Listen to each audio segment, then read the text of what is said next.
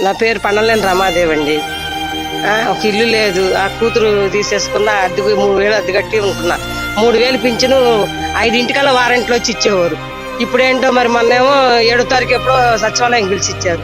ఇప్పుడు అది కూడా లేదు, బ్యాంకులు అంటున్నారు. 4 బ్యాంకులు తిరిగి వచ్చా. ఏ బ్యాంకుకి అని వెళ్ళమంటారు? నేను చదువుకోలేదు నేను. ఏ బ్యాంకుకి అని వెళ్ళమంటారు? ఈ ఎండలో ఎక్కడ చావమంటారు? కొడుకులు బెటరు, కూతుర్లు బెటరు.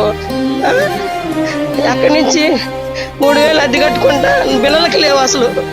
ఆ పక్కింటి ఆమెను అడిగి తెచ్చుకున్న గ్యాస్ బిల్లలు బీ కాంప్లెక్స్. మాకు అసలు వారంటీ కావాలండి. మాకు జగనన్న ప్రభుత్వమే బాగుంది. ఇదేంటి అసలు ఇంకా అసలు ఏది గెలవలేదు. ఇప్పుడే ఆడిచ్చేస్తున్నారు. మరి రేపు ఇంకేం వచ్చిందో ఏం గోలైతే అర్థం కావట్లా. మాకు వారంట్లు అయితే కావాలి. మాకు అసలు కొడుకులు కూతురు కూడా లేపరు, అట్లా లేపేస్తారు. మాకు 3 తెల్లారుజామున 5 అమ్మాయి రాని.